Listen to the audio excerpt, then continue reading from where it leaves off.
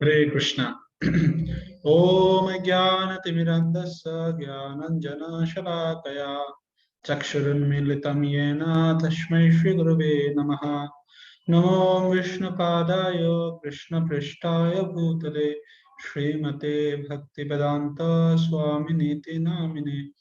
नमस्ते सरस्वती देवे गौरवाणी प्रचारिणे निर्विशेष शून्यवादी पाश्चात्य देशतारिणे वाञ्छाकल्पतरुभ्यश्च कृपा सिन्धुभ्येव च पतितानां पावनेभ्यो वैष्णवेभ्यो नमो नमः। नमामः वदन्नाय कृष्णप्रेमप्रदायते कृष्णाय कृष्णचैतन्य नाम्ने गौरतिशे नमः।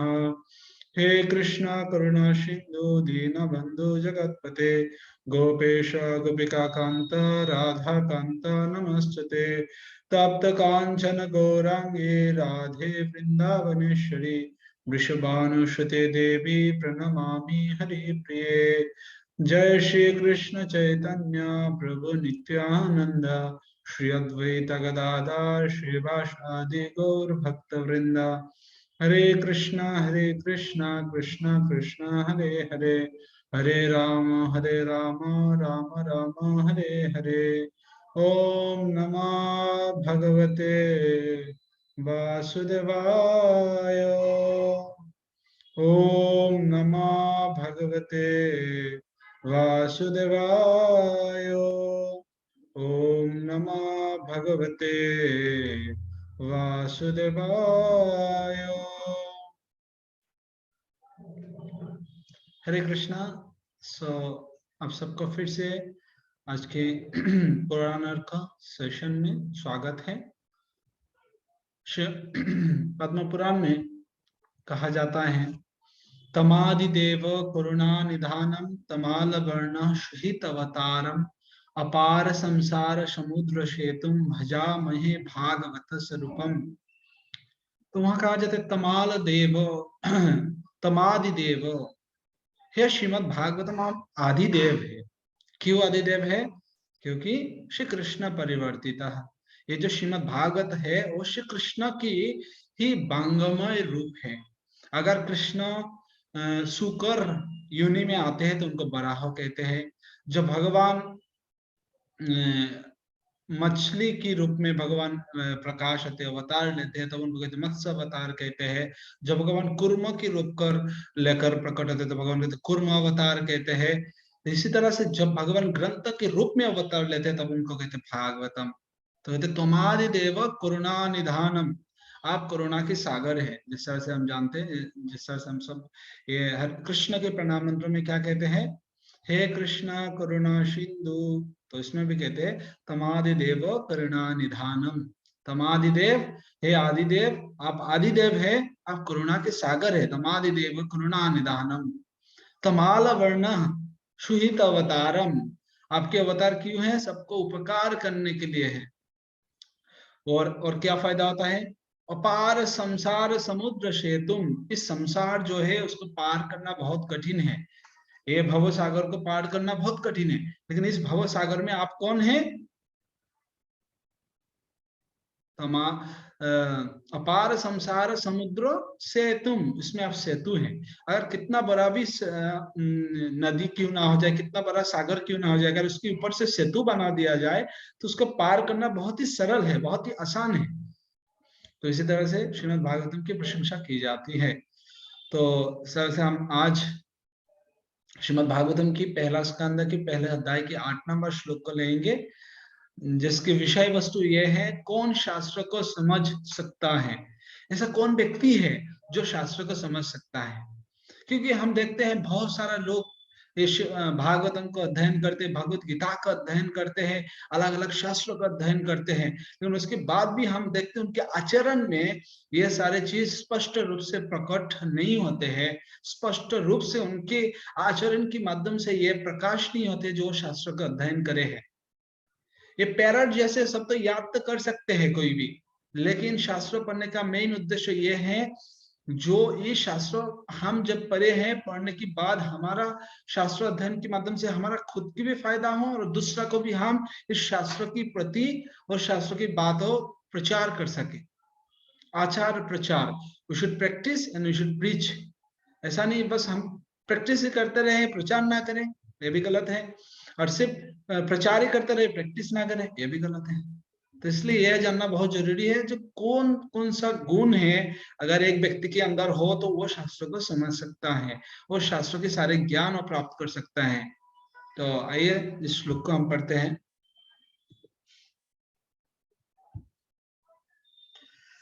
तो श्रीमद् भागवतम की पहला स्कंद के पहले अध्याय के 8 नंबर श्लोक है, व्यक्तत्तम सौम तत्सर्वम तत्तस्तत् अनुग्रहात् ब्रूहिस्निग्धस्य शिष्यस्य गुरोवगुह्यम अतियुतः, गुरोवगुह्यम अपियुतः। तो व्यक्तत्तम सौम तत्सर्वम, ये प्रसंग शुरू होते हैं जब श्रीमद् भागवतम की पहला अध्याय में ही हम देखते 4 नंबर श्लोक में पहला अध्याय की, वहां दिखाते हैं नैमिषारण्य में सारे मुनि ऋषि, शौनक आदि मुनि ऋषि 1000 साल यज्ञ करने के लिए, पृथ्वी की कल्याण के लिए, इस कलयुग की लोगों की कल्याण के लिए 1000 साल यज्ञ करने का व्रत लिया है और इसको शुरू करने जाने वाले ही थे। और तब वहां जाकर उपस्थित होते हैं श्रील सुत गोस्वामी। तो श्रील सुत गोस्वामी जब वहां जाते हैं, जाने के बाद शौनक आदि ऋषि, उसमें से जो वरिष्ठ है शौनक मुनि है, शौनक ऋषि है, तो उन्होंने क्या किया, सुत गोस्वामी को आसन प्रदान करे और उनको प्रणाम करे और उनकी प्रशंसा करने लगे।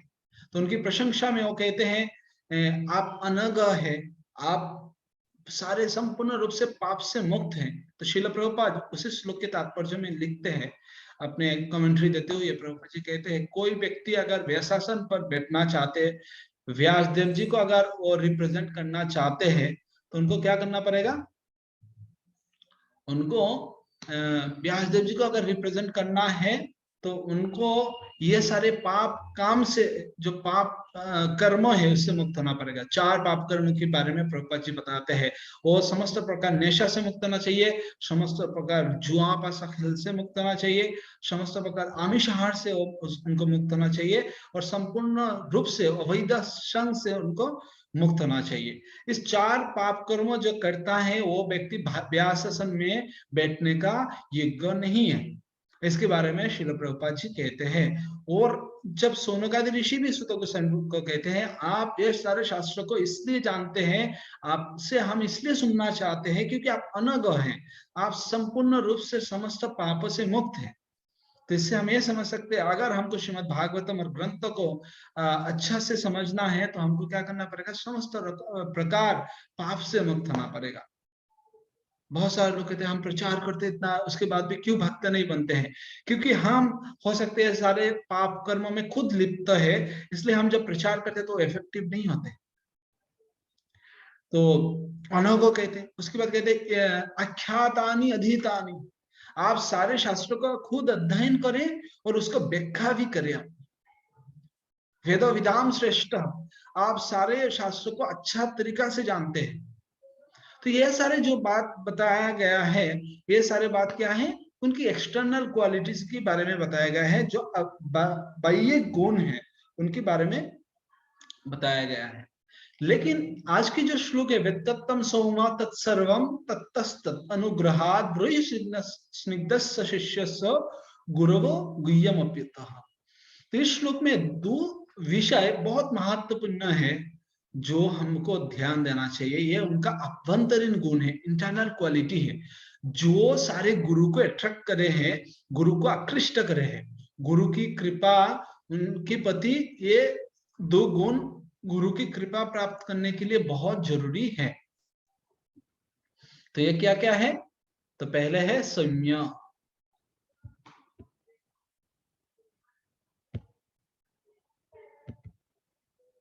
ये है सौम्य। व्यक्तत्वम सौम्य, सौम्य मतलब क्या है, सौम्य मतलब है वो व्यक्ति बहुत पवित्र है और वो बहुत सरल है। तो ये अंदर से पवित्र भी है मन के अंदर डुप्लिसिटी नहीं है, कुटिनाटी नहीं है, मान नहीं है, प्रतिष्ठा नहीं है, यश लाभ करने का इच्छा नहीं है, ये सारे गुण से वो संपूर्ण रूप से मुक्त है और वो सरल है और डुप्लिसिटर नहीं है। जो व्यक्ति डुप्लिसिटर है वो कभी शास्त्र को समझ नहीं सकते हैं। जो व्यक्ति प्रिटेंडर है, मिथ्याचार्य स उच्चते, श्रीमद् भगवद गीता में भगवान क्या कहते हैं, मिथ्याचारी है जो प्रिटेंड करते इस तरह से। जो मिथ्याचारी नहीं है, जो सौम्य है, जो व्यक्ति बहुत अंदर से वो बहुत शुद्ध है, वो व्यक्ति शास्त्र को समझ सकते हैं। व्यक्तम सौम्य तत्सर्वम तत्तस्तत् अनुग्रहात् भ्रूयो स्निग्धस्य शिष्यस्य। आप किस तरह से शिष्य हैं? स्निग्ध शिष्य है। स्निग्ध शब्द का अर्थ क्या है? वह बहुत विनीत है। ये दो गुण जो उनकी गुरु को आकृष्ट करे, एक है सौम्य और एक है स्निग्धस्य। स्निग्धस्य, स्निग्धस्य मतलब होता है विनीत और बहुत हम्बल है, हम्बल शिष्य है। तो गुरु से अगर किसी को ज्ञान लाभ करना है तो उनको बहुत विनय भाव से ज्ञान लाभ किया जाता है। ऐसा कोई जाकर चैलेंजिंग मूड से जो गुरुदेव आप मुझे बताइए इसका मतलब क्या है, तो गुरु सब समझ जाते हैं। तो गुरु उस व्यक्ति को ज्ञान प्रदान नहीं करते हैं और ना उस व्यक्ति को इतना आशीर्वाद देते हैं जो शास्त्र को समझ पाएगा। तो गुरु उसी व्यक्ति के पास गुह्य ज्ञान को प्रकाश करते हैं, उसी व्यक्ति को अनुग्रह करते हैं, उसी व्यक्ति को कृपा करते हैं जिनके अंदर ये विनय भाव है।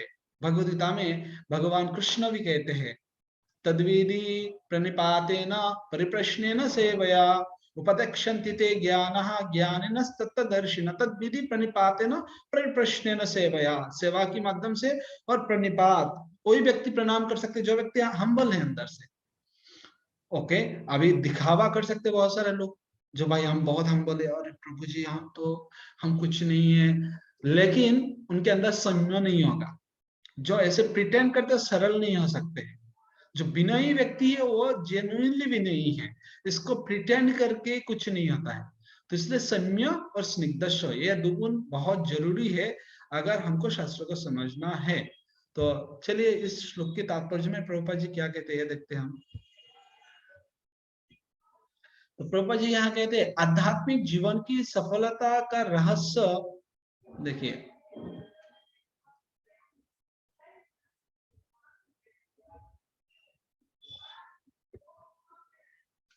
तो यहाँ कहते हैं आध्यात्मिक जीवन की सफलता का रहस्य गुरु को संतुष्ट करने तथा उनका शुभाशीष प्राप्त करने में है।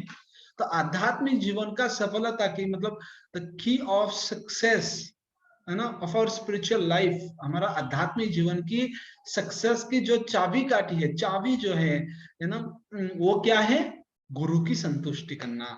गुरु की संतुष्टि के माध्यम से ही कोई अपने आध्यात्मिक जीवन में सफलता लाभ कर सकते हैं। ऐसा कोई व्यक्ति नहीं है जो व्यक्ति गुरु को संतुष्ट किए बिना भगवत भक्ति प्राप्त कर लिए है।